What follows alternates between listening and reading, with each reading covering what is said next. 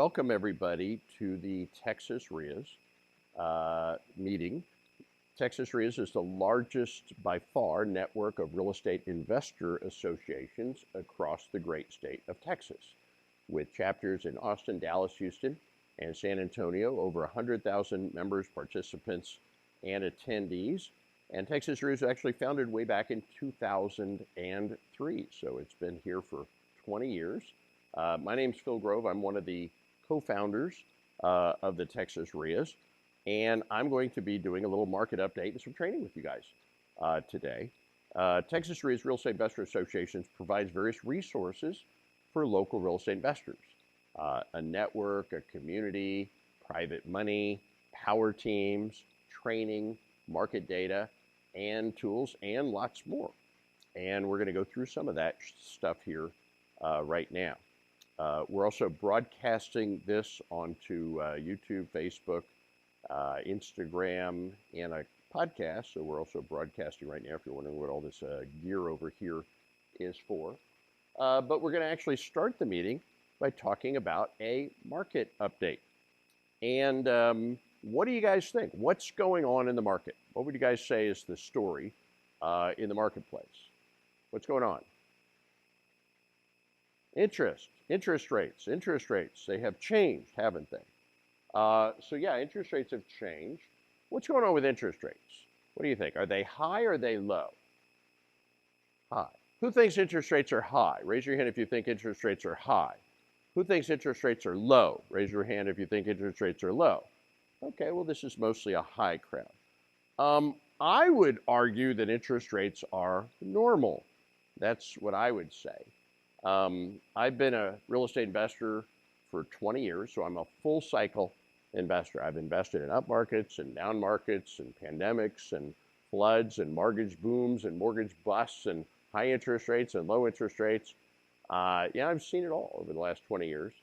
And I started buying rental properties 20 years ago. Most of those rental properties that I got 20 years ago had, 6.5% to 7.5% mortgages, which was normal. In fact, going back 50 years, 6.5%, 7% mortgages is normal.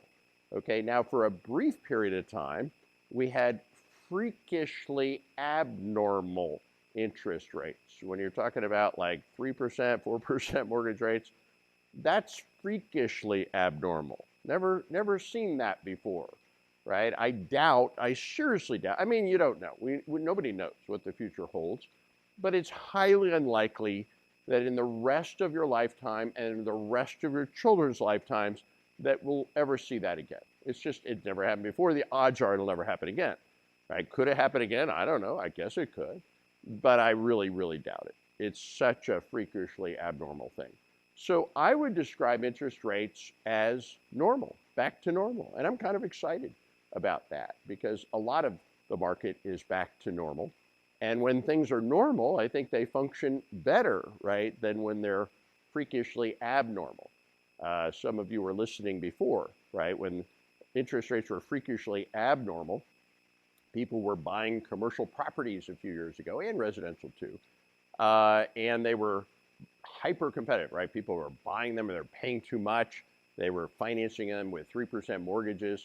And the numbers could work, right? If the interest is only 3%, you can collect enough rent to pay the mortgage, and the numbers all work. But commercial properties, typically the loans are like 5-year loans, right? They're not 30-year loans. They mature every like 5 years.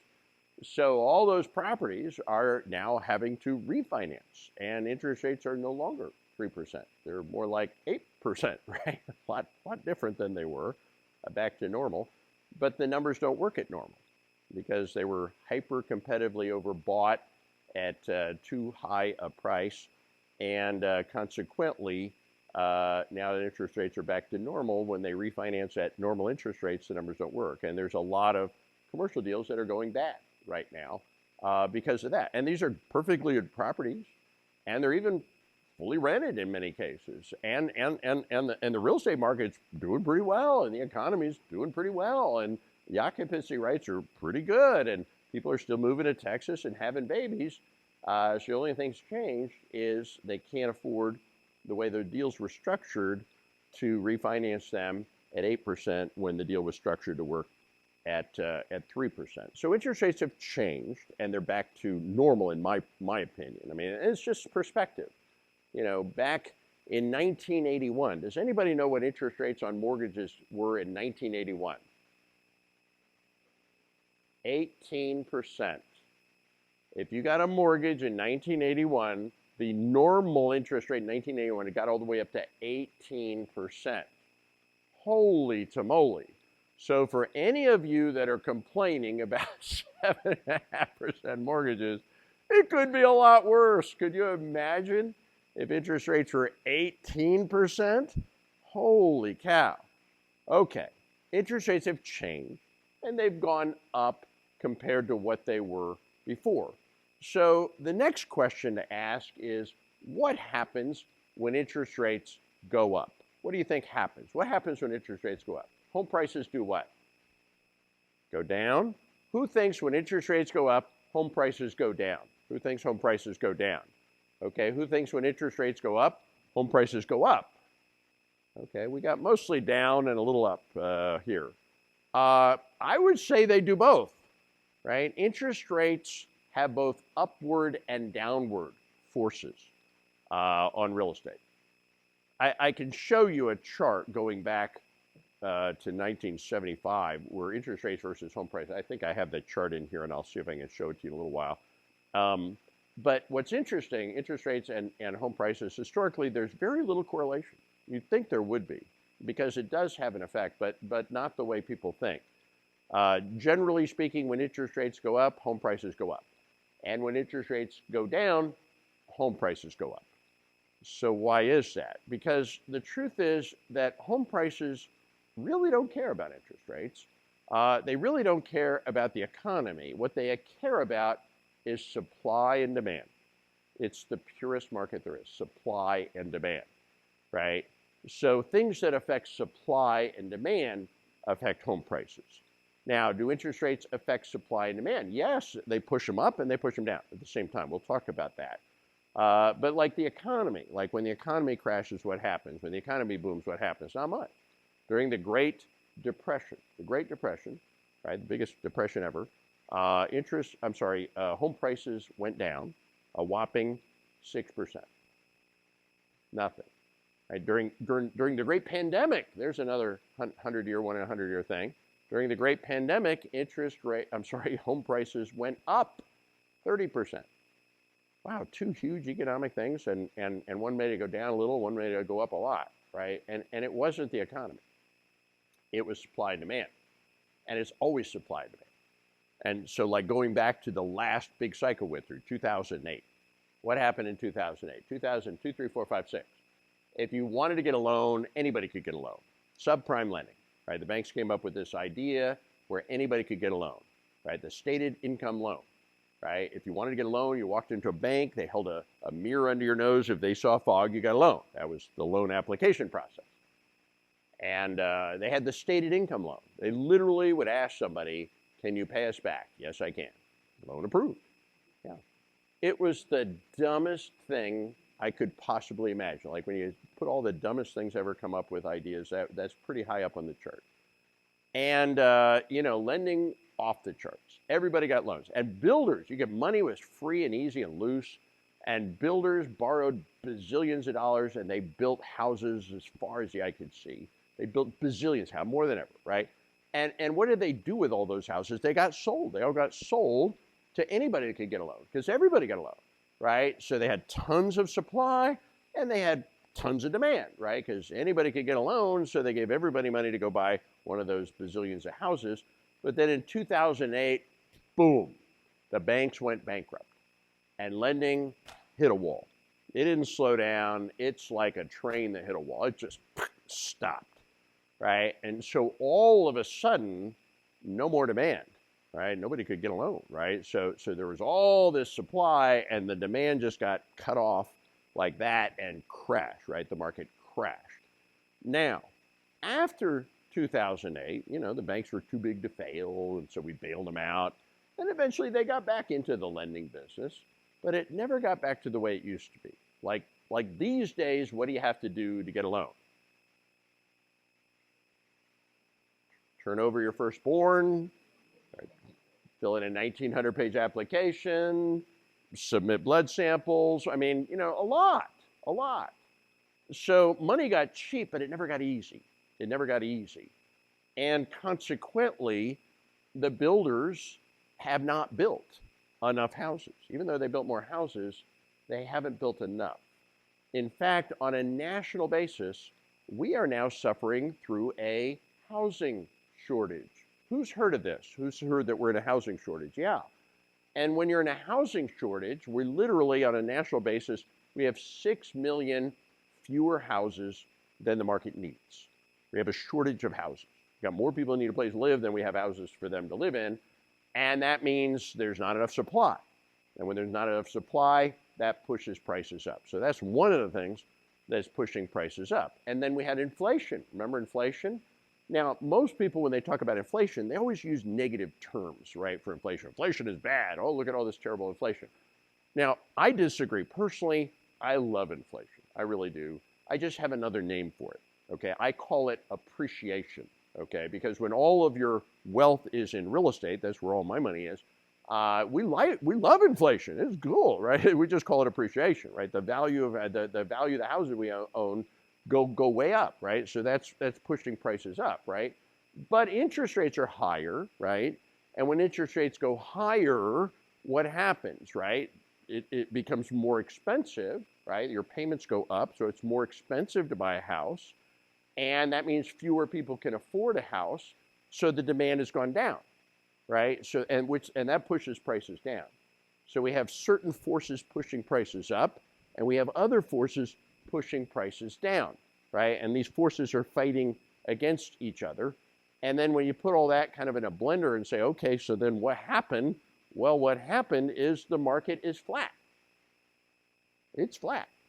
It's really, really flat. And I'll go through the individual cities, but the average sales price in Texas is up compared to 1 year ago, 1.8%. I call that flat. It's actually up a little, but year to date, it's down 0.2%, less than 1%. It's flat. It is about as flat as Houston is flat. It's flat. Now, each of the cities is a little different, so we're going to go through the different cities and show you kind of what's going on a city-by-city basis. Now, the sales volume is down, so that is another part of the story. There are fewer buyers, and there are fewer sellers, which means the number of houses that are being bought and sold is down. So the volume is down. Prices are flat. You know, and another funny thing is happening with the mix. What is the mix? When you look at all the houses that are selling, some of the houses that are selling are new construction, and others are resale properties. Typically, historically, 2/3 of the houses that are selling are resale, and about 1/3 are new. That's the typical mix. But at the moment, it's the opposite. It's the opposite. 2/3 of the houses being sold are new construction, and resale is only about 1/3. Now, why is that? Well, go back to those interest rates. What happened? All the people that got those, 3% mortgages over the last several years, they don't want to sell. Nobody's selling, right? Because if I sell my house that I got a 3% mortgage on, I'm going to have to buy another house. I'd like to buy a bigger, nicer house, but now I'd have to get an 8% mortgage on the new house. I ain't giving up my 3%. So there's a lot of people that really would love to buy a bigger, nicer house, but they're not, right? And that's keeping all of that supply off of the marketplace, right? And by constricting supply, that's another upward force on prices. So what's going to happen? I don't know. Nobody knows what's going to happen. We can give a forecast.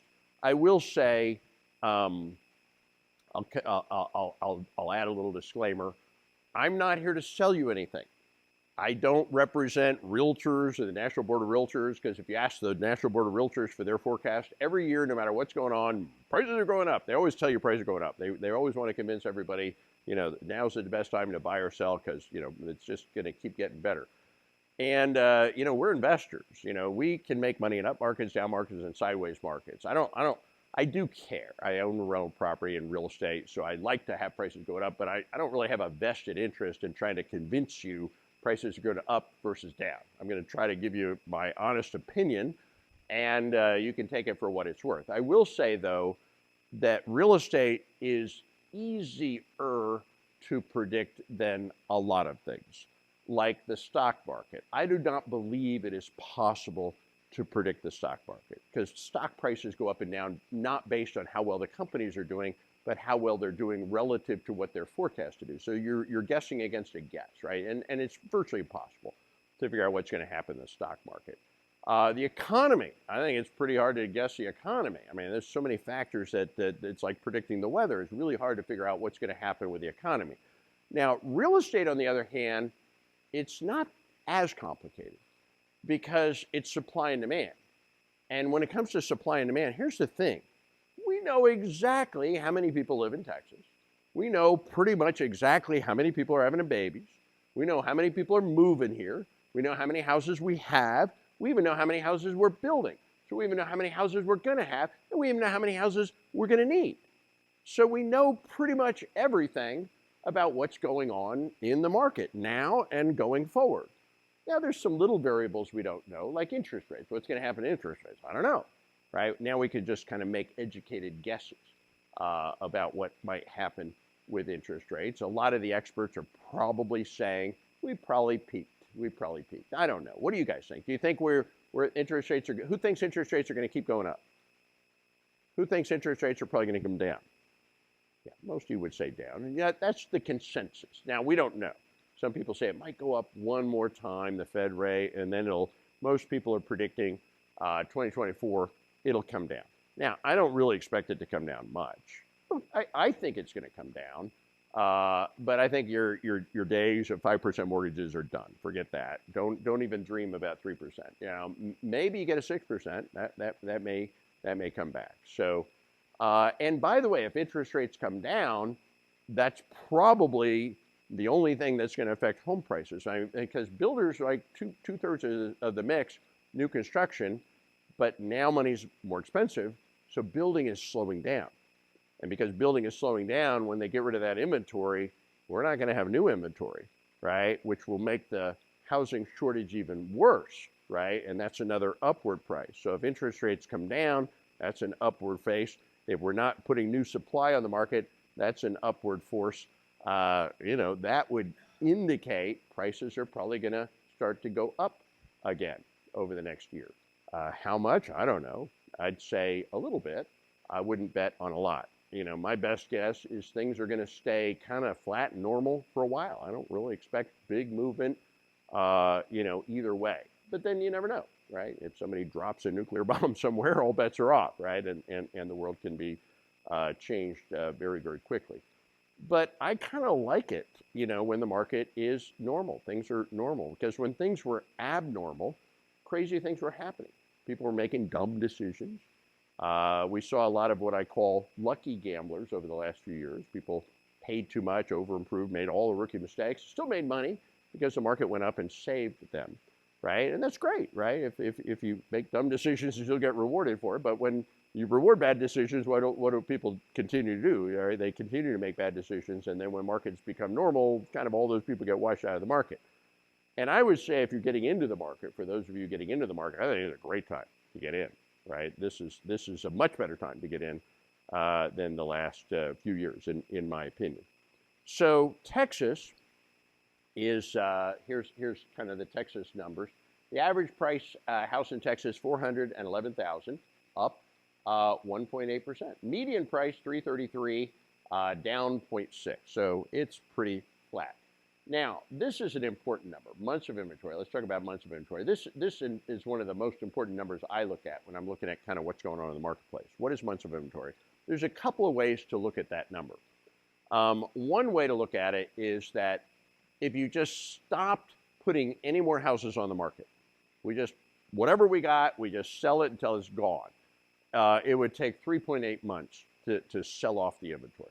To sell off whatever's available, 3.8 months. That's how many months of inventory, which is also, by the way, on average, how long it takes to sell a house, right? Some more, some less, average 3.8 months. Now, to put that in perspective, let's put that in perspective.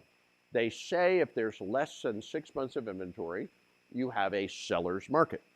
If there's more than 6 months of inventory, you have a buyer's market. If there's right around 5.5, 6 months of inventory, you have a neutral market. Well, we are, by any historical measure, in a pretty good seller's market. So for anybody who's saying the market is dead or the market's slow, no, actually, we're still in a pretty good seller's market. Now, it's not as strong as it was a year ago. A year ago, we were in a crazy hot market, right? And before that, we're in an even crazier, hotter market. So it's not as hot, right, relative. But by long-term relative standards, we're still in a pretty good seller's market. Now, the volume is down. There's fewer sellers, fewer buyers. So the total number of sellers, boughts and solds are down a little bit. Active listings are up, right? That's why there's more months of inventory. There's more inventory across the state available. Now, to take this back a few years, in 2021, prices went up in 2021 18% in 1 year. And then in 2022, they went up another 10.7%. So we got about a 30% run up in 2 years. And then this year, it's flat. Well, down 0.2%, which is flat. So perspective, right? If you bought a house in the last year, you didn't make any money. If you bought a house 3 years ago, you made a lot of money. Went up 3%, right? So really awesome, just depending on when you bought, right? What your perspective is. So let's dive into some of the different cities. And we'll start with Dallas. The average price of a house in Dallas is $487,000, second most expensive city in Texas, and that's actually up 3%.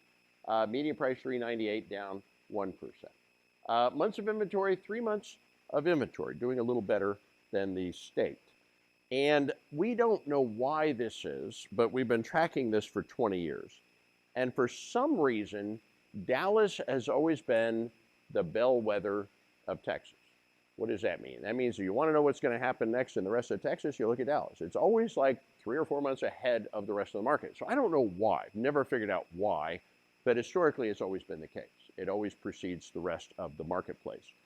And inventory is dropping in Dallas, which means the market is getting hotter, which is interesting. Sales volume's down, but it's only down a little bit. It's just down 7%. Active listings only up 7%. So something's happening in Dallas. It's kind of interesting. Now, it's not as hot as it was a year ago, but 3 months of inventory versus 2.5, that's actually not that different, right? So the market's pretty darn good in Dallas. And like I said, it's one of those interesting leading indicators, kind of the bellwethers. It's just like condominiums. We always call condominiums the canary in the coal mine. Condo inventory, you really want to know what's going to happen to houses, you look at condos first. Because when the market starts to soften, condos are the first thing to go, and they're the last thing to come back. So man, if the condos are hot, everything's hot, right? You know you're really in a hot market when the condo market is hot. And when the condo market starts to soften, you know things are starting to soften, right?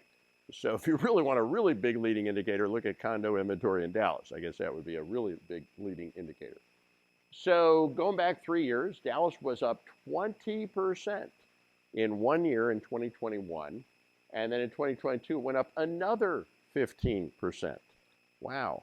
And then this year, it is flat as a pancake this year. So perspective, right? If you bought a house 3 years ago, you're doing really well, right? If you bought a house in the last year, it really hasn't done much of anything. Leases are up a little bit, 16%. And the lease price is up 1%. So that's kind of interesting. A little fewer people can afford the mortgage, so a little more of them are renting apartment buildings and things like that. Okay, what else? Houston, here we are in Houston. Average price of a house in Houston is $404,000, up 0.4%. Houston's the second most affordable major city in Texas.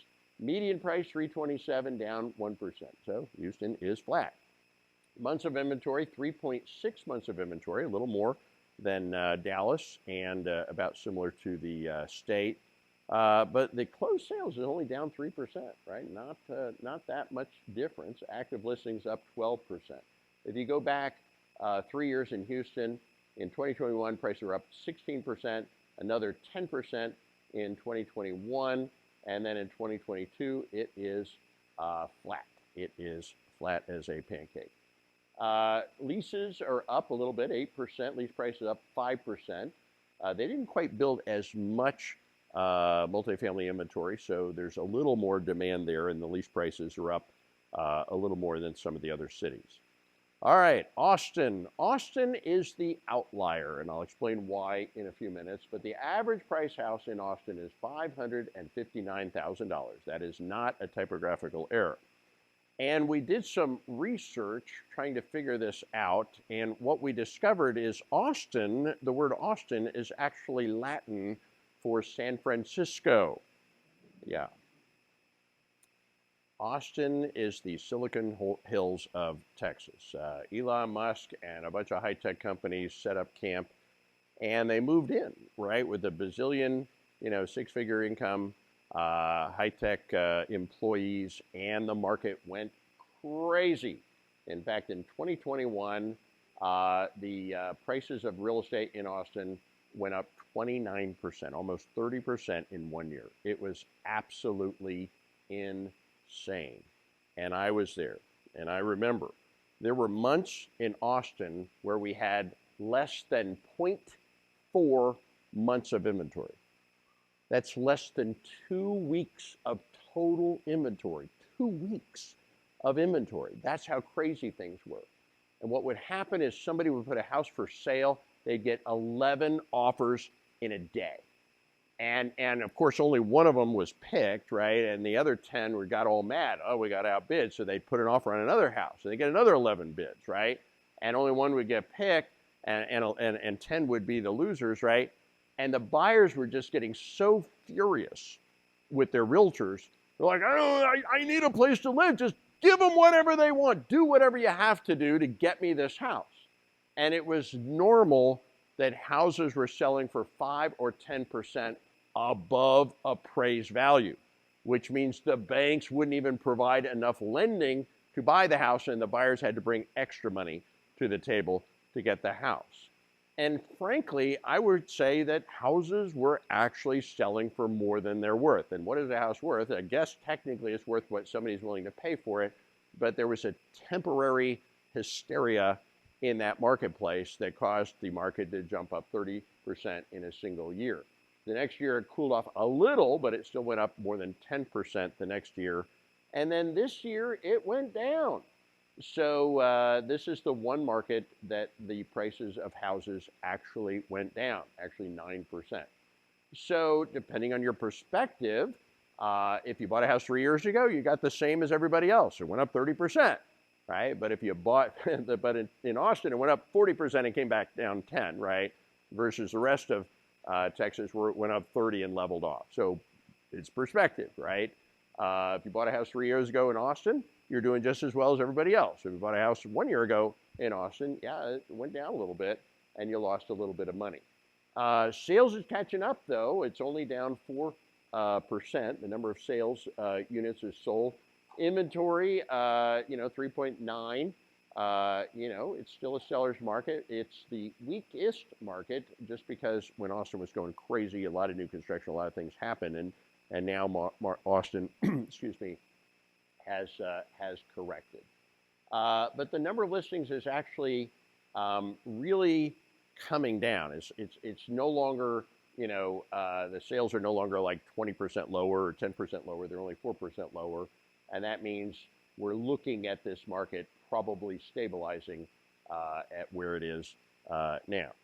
And then finally, we have San Antonio, the most affordable city in Texas. Average price is $379 flat, median price $319, and that's also flat. Months of inventory 4.4, and that's a little bit higher than the other cities.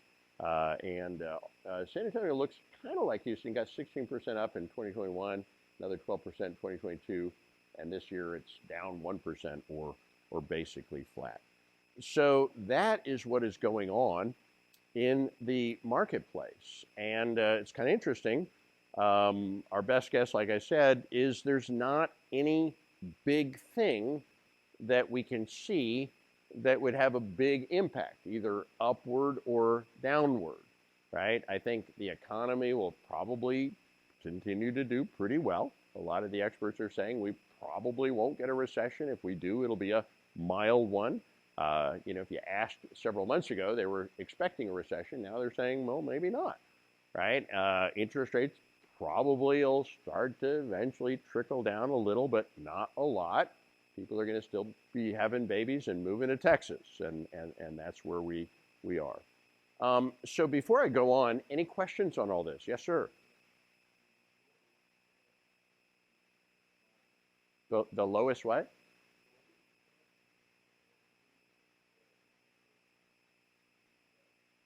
The closed sales, yes. That's both new houses and resale houses. It's all houses. All right, residential. These are just residential numbers. Yeah, yes.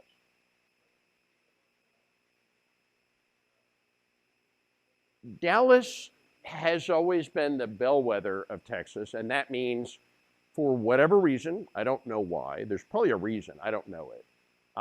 Dallas always seems to lead the market. When the market starts to go down, Dallas goes down first. When the market comes up, Dallas comes up first. It's just always been like that. And I'm not quite sure why, but it's interesting, right? And condominiums is another great, even better indicator.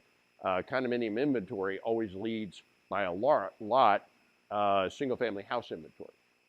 Okay. Other questions on the marketplace? Yeah.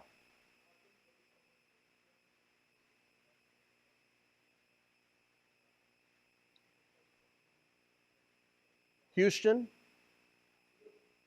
I love Houston. You know, it's funny. I invest in Austin, Dallas, Houston, San Antonio, and I teach people how to invest in Austin, Dallas, Houston, San Antonio. And Houston should and maybe is the best market in Texas. And I do them all, so I'm not biased to Houston. What I love about Houston is wild, wild west when it comes to zoning. You can build anything anywhere, right? So it's kind of the wild, wild west when it comes to zoning. And that's interesting, creates a lot of dynamics in the marketplace. You got the oil business. Now, it's not as dominant as it used to be, but it's kind of going up and down, which creates winners and losers and buyers and sellers, right? So, turmoil creates opportunity for investors. And it's just big, right? It's a big marketplace, right? So all of those things are big pluses for Houston. But for some reason, I don't know why, when I watch people get started investing in real estate, the Dallas investors do just as well and maybe a tiny bit better than the Houston investors. And I don't know why. The one thing Dallas has going for it that's kind of interesting is Fort Worth. And Fort Worth is kind of Dallas times 2/3, right? It's cheaper. It's Dallas's kind of poor baby brother. So it creates another close by market to play in. And Houston doesn't quite have that. But it's a great investment. Great time to be an investor in Houston. Absolutely. Totally agree. Any other questions or comments on what's going on in the marketplace? Was this helpful, guys? Yeah, awesome. Yeah.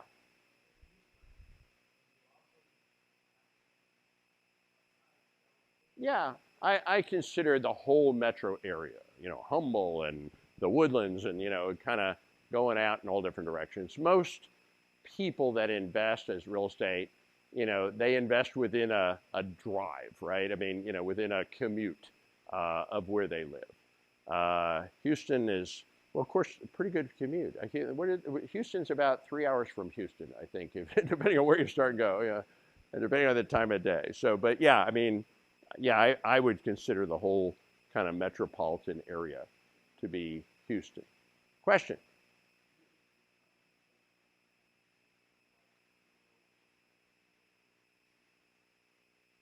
What about investor statistics?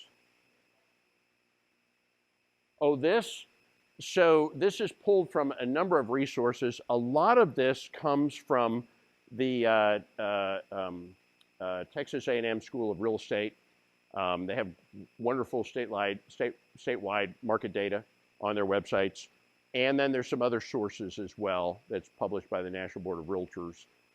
We do update this every month, and we publish this on our Texas REIA's social media website, so you're more than welcome to download the latest data anytime you want. And like I said, if you ever get data from the National Association of Realtors, in my opinion, it's always biased. It's always bullish. They're always going to put a positive spin on it. And I get it, right? But I want kind of unbiased data.